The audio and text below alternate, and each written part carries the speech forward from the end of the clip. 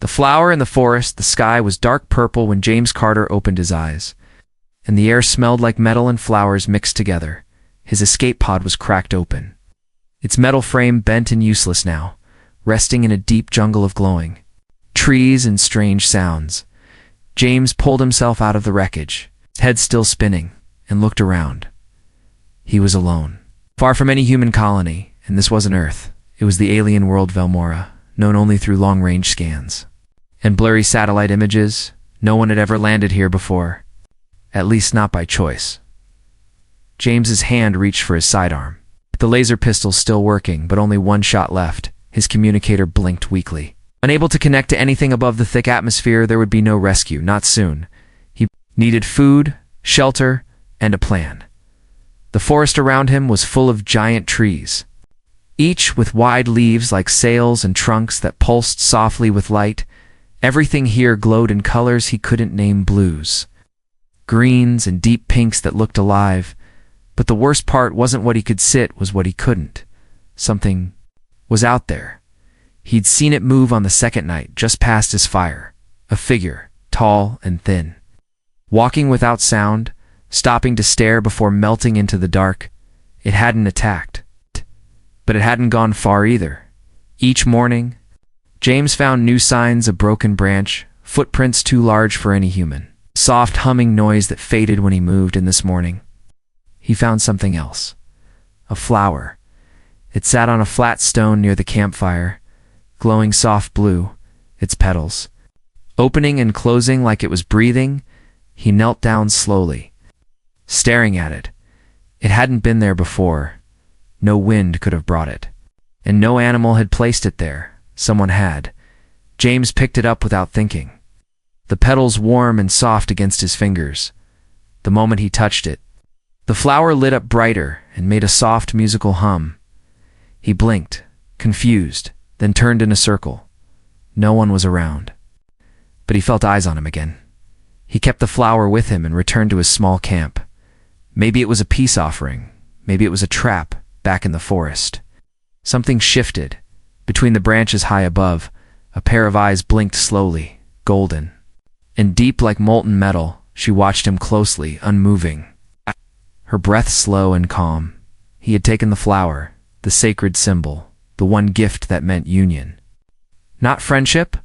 The Velmoran people did not speak with words like humans, but through scent, symbol, and touch. Giving the flower was not a game, it was a choice, a ritual, a bond, and he had accepted it.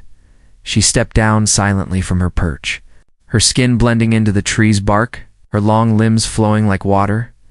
She had waited many days watching him, learning his rhythm. The elders would not approve of what she had done, but she didn't care. He was strong. He was kind to the forest. And he hadn't fired his weapon even when afraid. To her, that was enough. James sat beside his fire again, staring into the flames. Turning the glowing flower over in his hand, the hum had faded now, but the warmth remained. He didn't notice how it left a faint glow on his skin, like invisible threads wrapping around his fingers. He didn't see the shadows move closer, one quiet step at a time. He didn't hear the soft breath behind the tree just beyond the firelight. Night fell again. The jungle came alive with strange music, chirps, whispers, and wind that moved like a voice. He was still thinking of home, of rescue, of survival, but the forest had different plans now. She waited until he slept, then moved closer, her bare feet silent on the moss. She saw the flower in his hand even in sleep. The way he held it gently, protectively. It was done now. He had accepted. She would begin the next part of the rite soon. But first, she had to be sure. Sure he was the one, sure he could understand. James turned in his sleep, muttering a name she didn't know, dreaming of a world she'd never seen, and she watched him the whole time, her golden eyes never blinking. He thought he was just surviving. He didn't know that his fate had already changed. He didn't know that he wasn't just being watched. He was being chosen. Asterisk, the one she chose. James woke suddenly, heart racing, body tense. He didn't know why. But something inside him screamed that he was no longer alone. The fire had burned down to glowing embers, Casting long shadows across the jungle floor, the flower still rested in his hand. But the soft glow had spread now. It wrapped around his wrists like faint lines of light under the skin. He sat up and looked around. Reaching for his pistol, even though he knew it only had one charge left, there was no sound. But the silence felt too perfect, like the jungle was holding its breath. Then he saw her. Standing just beyond the ring of firelight was a figure tall, thin and glowing faintly under the moon-like sky. She didn't move or speak, just stared at him with those golden eyes. James froze, unsure what to do. His mind raced with options: run, shoot, speak, but none of those made sense now. She stepped forward slowly, hands open, unarmed. Her skin shimmered like liquid stone, smooth and patterned like the trees around her. She wore something like woven vines and glowing threads, wrapped gently around her form. James didn't breathe. She looked young, but not in a human, wageless, like a statue come to life. And then, without a word, she pointed to the flower in his hand. James looked at it, then at her, slowly held it out. She shook her head once and stepped closer. Her hand reached out and gently touched the glowing mark on his wrist. The second her fingers touched his skin, his mind exploded with images, flashes of forests, rivers, fire, stars, and faces he couldn't recognize. It lasted only a second, but it felt like an entire dream. James stumbled back in shock. What? What did you do? He whispered. She didn't answer in words, but he felt something in her eyes. Sadness, hope, and something else. She took one step back, then touched her own chest lightly with her fingers, and then pointed to him. The message was simple. You are mine now. James didn't understand the full meaning, but deep inside, he felt something shift. The Velmaron girl turned and began walking away, then stopped and looked back, waiting. He had a choice: follow her into the unknown, or stay here and die slowly. He followed. She led him deep into the forest, past glowing vines and tall silver plants that folded away when she passed. James tried to speak several times, but her silence seemed to command more than words ever could. Finally, after walking for nearly an hour, they reached a hidden clearing with tall stones and a clear pool of water. She motioned for him to sit, and then knelt beside the pool. Pulling something from her satchel, fruit, soft glowing leaves, and a cup shaped from wood, she offered him. Food. He hesitated only a second, then accepted. It tasted sweet, like honey and lemon mixed with something wild, as he ate. She sat across from him, watching, studying his every move. Do you understand me? He asked softly. She tilted her head but didn't answer. Then she took a small stone from around her neck, pressed it between her palms, and held it near his head. A soft hum began. And then her voice, not spoken, but inside his mind.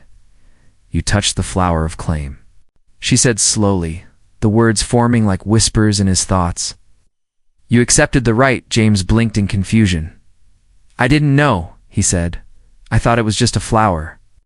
The girl's golden eyes softened. You did not. No, but the bond was made, she said. You are now part of the choosing. James stared at her. What does that mean? He asked, but she did not answer directly. Instead, she looked up at the stars above the trees and whispered, The others will come soon. He stood up. What others? She looked back at him, a strange tension in her voice. They will challenge. You, she said, for me. James stepped back in disbelief. I didn't agree to this. He said, I'm not part of your people, but her voice came stronger now. Clearer in his mind. You are part of the forest now, she said, and the forest chooses for us.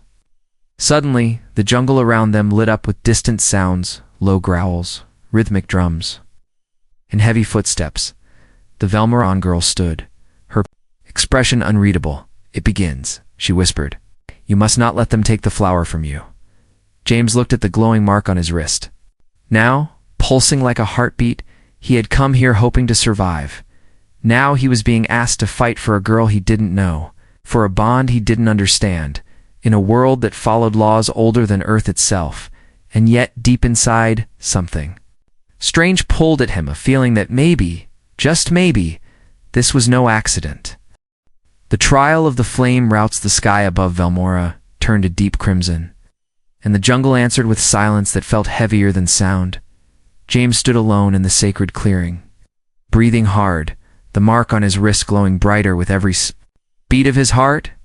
The Velmoran girl, he still didn't know her name, stood by the edge of the stone pool, watching him with unreadable eyes. The drums had stopped, but the ground still trembled.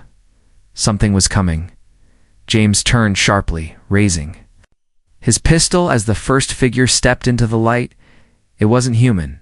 It was tall, armored in natural plates of bark and stone, with glowing orange veins pulsing beneath its skin. Its eyes burned like coals, and in its hand it carried a blade made from a jagged piece of volcanic crystal. The creature raised its weapon toward James, then pointed to the glowing flower mark on his wrist. James didn't understand the words, but he understood the challenge. The girl stepped forward, placing a hand gently on James's arm.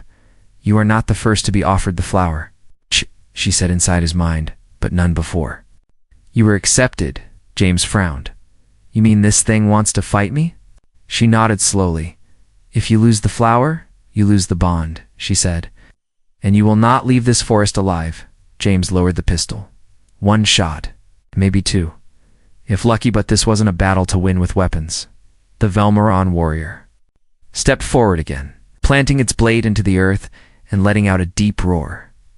3 more figures emerged from the shadows, 2 males and 1 female, each different in shape but all dangerous. James was surrounded. The girl whispered, "You must survive the trial of the flame roots." "What is that supposed to mean?" James hissed. But the answer came not in words, but in action. The ground cracked. Glowing red vines burst from beneath the soil, curling around his ankles, climbing up his legs like snakes. He tried to pull free, but the vines weren't holding him. They were testing him. His mark glowed brighter, and suddenly, a strange warmth filled his chest. The flower, he reached for it, not physically, but in his mind, and felt something shift. The vines loosened. The warrior stepped back slightly, watching him, waiting. James raised his hands. "I'm not your enemy," he said, "but I won't give up either." The vines hissed and coiled around him again, this time reaching for his arms. His thoughts grew louder, more focused. He thought of Earth, of battles he had survived. Out of the moment he picked up the flower without knowing what it meant, and then he thought of her, the Velmoran girl who had watched him silently, offered food, and now stood beside him when no one else would. The vines stopped. A flash of heat passed through his body, and the flower mark on his wrist lit up like fire. The nearest warrior stepped back, its blade trembling in its hand. Another growled low, but didn't step forward. The Velmoran girl stepped into the center of the ring and raised her arms. "He is past the first flame," she said, her voice like wind through crystal. "Let the roots release him." The vines shriveled away, disappearing into the earth, and James stood tall, sweat dripping down his face. The warriors nodded once, and stepped back into the jungle, fading into the trees like ghosts. James turned to the girl, confused and exhausted. "What just happened?" he asked. She walked toward him slowly, her eyes softer now. "You showed strength not in your body, but in your mind," she said. "The roots test your spirit, and if I failed," he asked. She paused. "They would have taken the mark hand you." James sat down heavily on one of the stones, trying to breathe. "I didn't ask for any of this," he muttered. "No," she said, sitting beside him. "But you accepted the flower." James looked at his glowing wrist, then at her face. "Why me?" She didn't answer right away. Instead, she pulled a small pendant from her neck and placed it gently in his hand. It showed a symbol, a star, a tree, and a spiral. "This is the sign of union," she said. "Once given, it cannot be taken back." James stared at it, unsure of what it meant, but aware it was something sacred. Somewhere deep in the jungle, the drums started again. Slower this time, the girl looked up at the sound, then back at him. "You are not done," she said softly. "There is one more who will come." James stood slowly, brushing dirt from his hands. "Another challenge?" She nodded. Yes, she whispered, but not for my people. James felt a chill run down his spine. What then? She looked him straight in the eyes. From yours. Asterisk, the human who hunted him, the gunshot rang through the jungle like thunder, sharp and unnatural, slicing the peaceful hum of Velmora in two. James spun around, his instincts kicking in before thought, diving low behind a tree with the bark like glass. The Velmoran girl didn't move. She stood still, her eyes scanning the canopy, her body tense but fearless. The flower mark on James's wrist flared again, glowing like fire beneath his skin. That's not one of yours, James whispered, clutching the pistol with shaking fingers. She slowly shook her head. No, she said calmly. That sound came from your world. James cursed under his breath. Another human was here, but this time it wasn't a rescue, it was a hunt. He recognized the sound of the weapon, a short-range kinetic rifle, compact and deadly, used by special units for extraction and kill orders. Whoever it was. They weren't here to save him. They were here to clean up the crash and erase anything that shouldn't have survived. He remembered the flower, the trial, the warriors, and now the mark on his skin pulsing like a living signal. He had accepted something the United Earth Command would never allow, a bond, a connection to an alien species, one that couldn't be erased with a report or silenced with a mission debrief. I need to move, James said, backing up from the open space. If they find me marked, I'm as good as dead. The girl looked at him, her expression unchanged. You are not marked, she said quietly.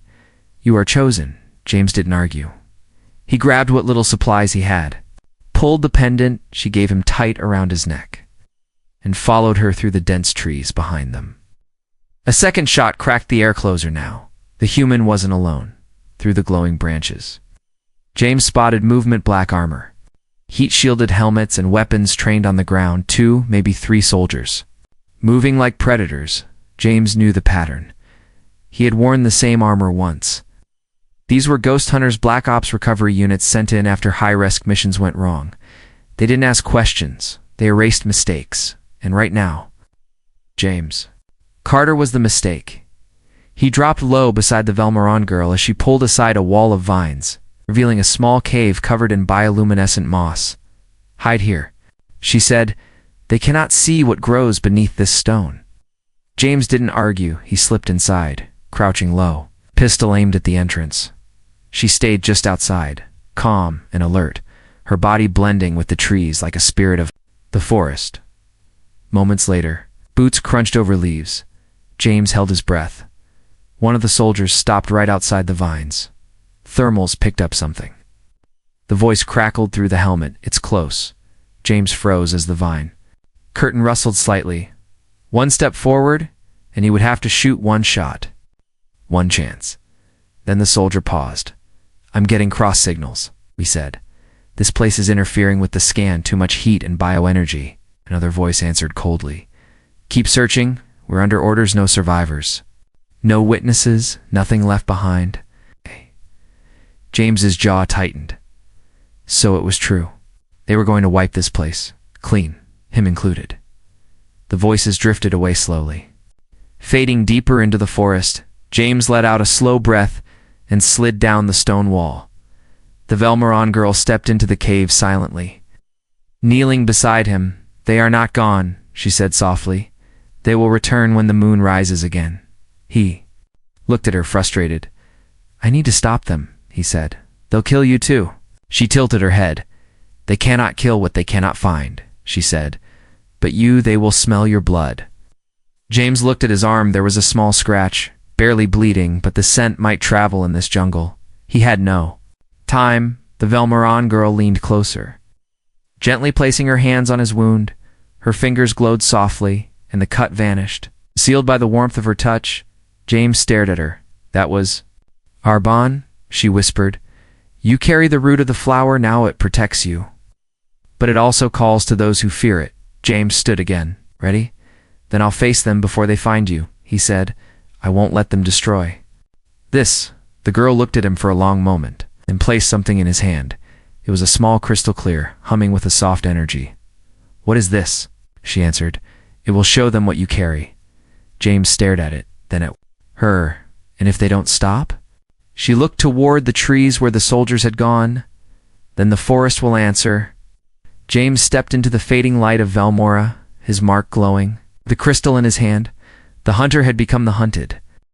The bond that breathed James had never felt heat like this, not from the air, but from inside his chest. The glowing mark on his wrist was pulsing like a heartbeat. Faster now, brighter, as if warning him. His legs pushed through the thick forest. Vines, the glowing crystal in his hand, guiding him like a compass, pulling him toward something deeper, ancient, and dangerous. He had one goal: to find the human soldiers before they found her, the Valmoran girl, who had touched his skin and healed his wound, who had given him food safety, and a flower that had changed everything. He was no longer just a man stranded on an alien world. He was part of a bond, and that bond was waking something inside him, behind him. The jungle seemed to shift and move, alive with things unseen, roots, creatures, and voices he didn't understand but somehow felt. He stopped in a clearing, panting, sweat running down his neck. When he heard the human voices again, Zone 3 clear, said one through a static heavy come. No sign of movement, bio readings, or scrambled. "They're close," came another. "The target has a Valmoran heat signature mixed species reading." James's breath caught in his throat. Mixed species. They had detected the bond. He knew what that meant back at command. Bonding with an alien was classified as contamination, punishable by erasure, not trial. A prison just gone. And now, these ghost soldiers had been sent to do it. He gripped the crystal tighter, his fingers burning with energy. Then the air split. Open with a scream, not human, not Valmoran's, something older. The trees shook. The vines reared up from the earth. The jungle had heard his decision. The bond had awakened it, suddenly.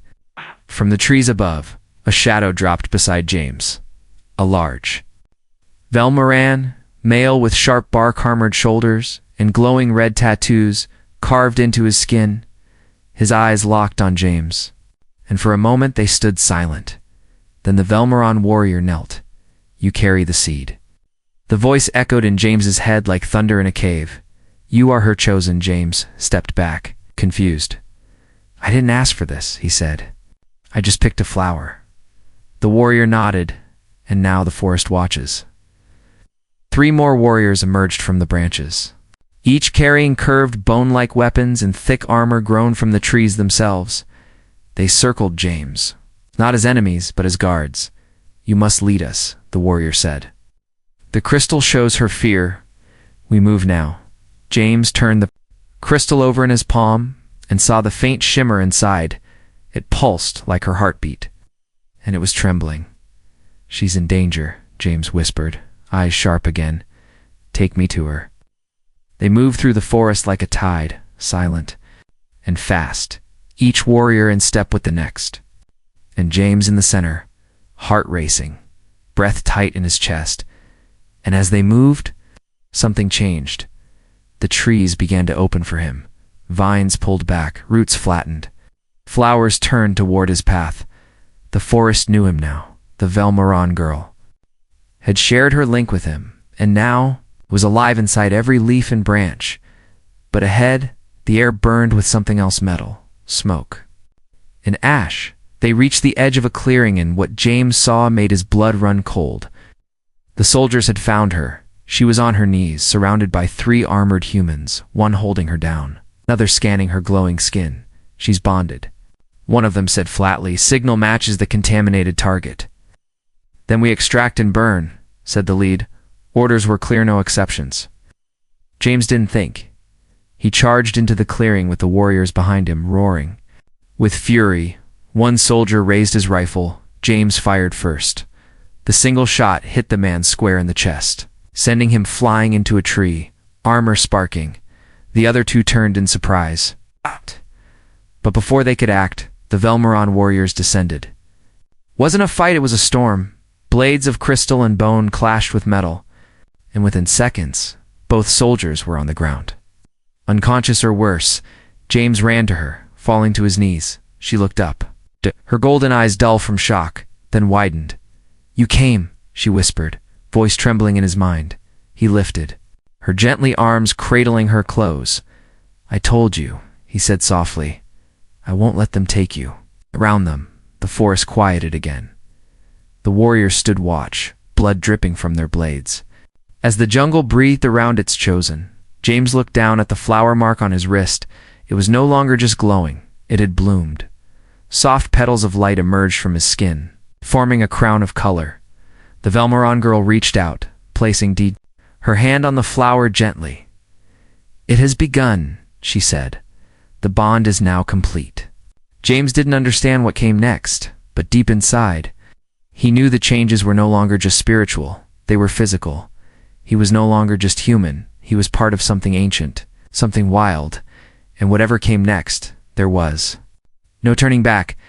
Asterisk the change within him, his skin was glowing, not from fire, not from heat, but from something alive beneath it.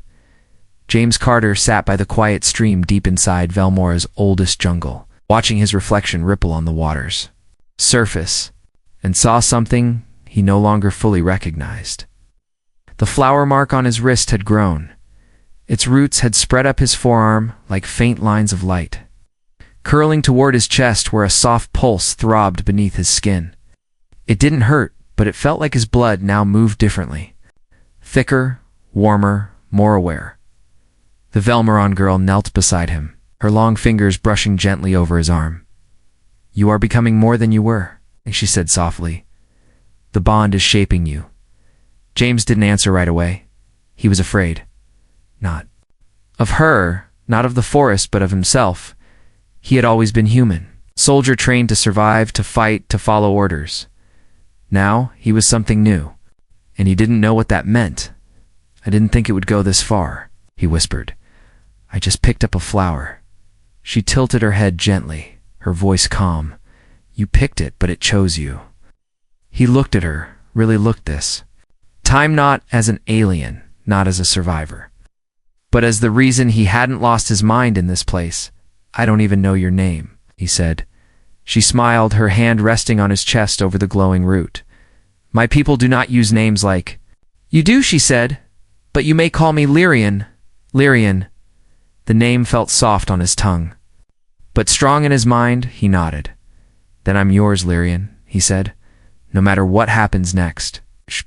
She blinked slowly, as if surprised by his words, but before she could speak, the forest changed again. The light dimmed, the trees grew still, and the warriors returned, silent and grim. The elders have spoken, one said, his voice deep like breaking stone. The bond is past the roots, but the final rite must begin. James stood confused. Final rite? Lyrian's expression grew serious. They will. Test your will, your choice, she said. Not with fire or blade, but through joining. James blinked. What do you mean joining? The eldest warrior stepped forward and placed a flat, glowing stone in his hand. It was warm, pulsing, and inside it, something moved. A new life begins only when the bond completes, he said. You must accept it fully. James looked at Lyrian, who now seemed nervous for the first time. I thought I already accepted it, he said quietly. Lyrian stepped close, placing her forehead against his. You accepted the flower, she whispered. But the forest waits for more. James's breath caught in his chest. You mean, you and I? She nodded slowly. Golden eyes soft and firm at the same time. Our kind does not create through violence or conquest, she said, but through consent, through connection, through bond. He swallowed hard. Heart pounding. The flower had started as a symbol. Now it was an invitation to create something never seen before, child born of two worlds. James closed his eyes, took a long breath, and opened them again. If this is real, he said, then I'll see it through. Lyrian smiled softly, stepping back and guiding him toward a tall structure of roots and glowing stones that had grown from the jungle. Itself, it wasn't a room or a building, it was alive, pulsing like a heart inside. The air shimmered with energy. Lyrian took his hand and pressed it against a wall of soft vines, and the mark on his wrist flared like a star. The structure responded, folding open, revealing a chamber filled with light. and warmth. Here, she whispered, you must share breath, soul, and intention. James stepped forward, his pulse racing. This wasn't just biology, it was choice.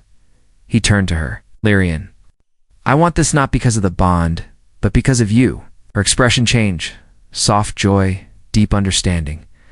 And something else. Love. They stepped into the chamber together, and the jungle outside grew quiet again.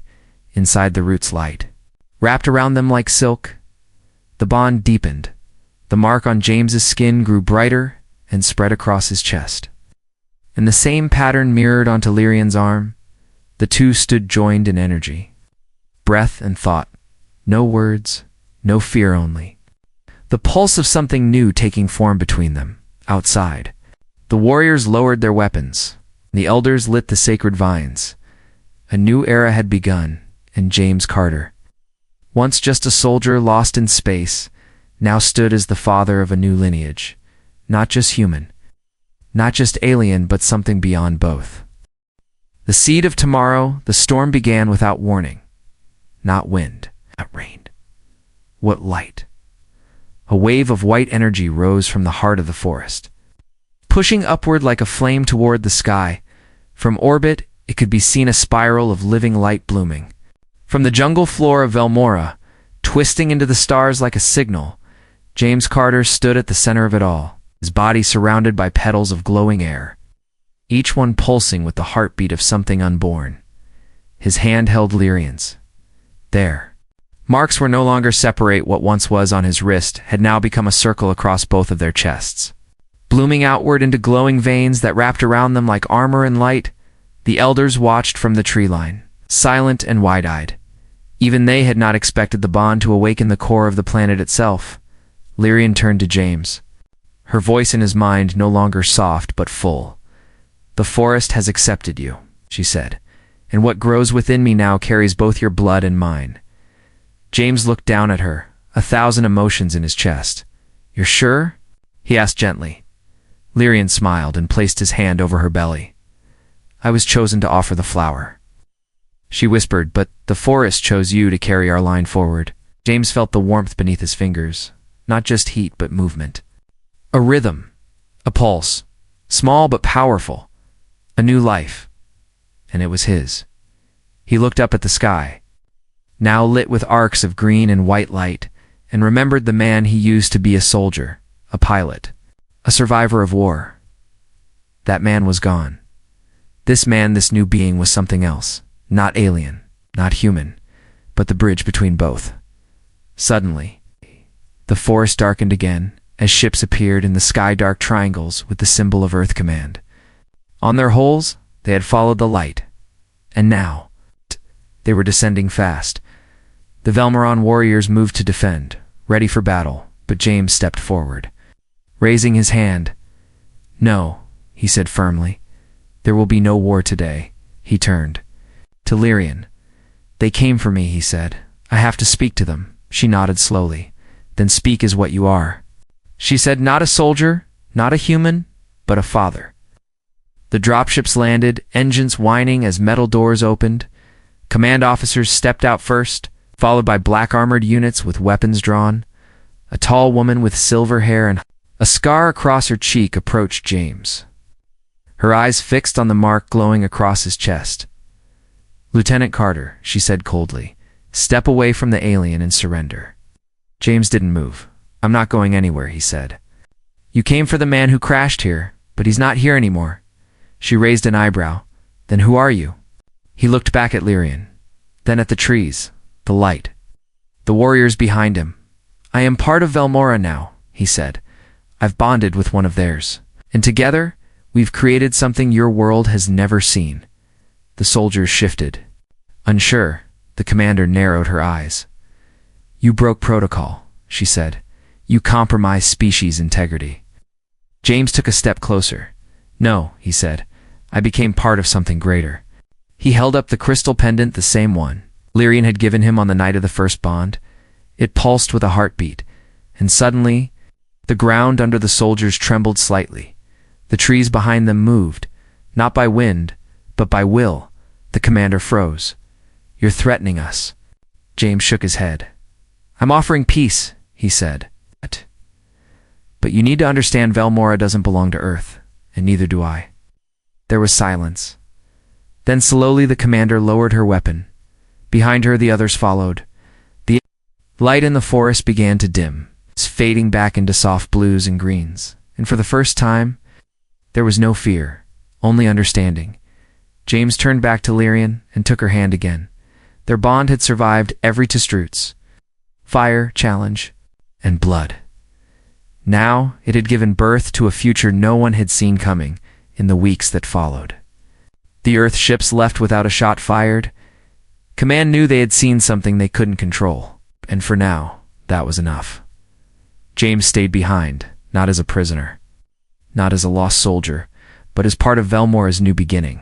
The child would grow with 2 hearts, 2 histories, and 1 purpose: to unite what war had always tried to separate, and in the jungle where no human had ever walked before. One man had found a flower, a girl, and a future worth protecting forever.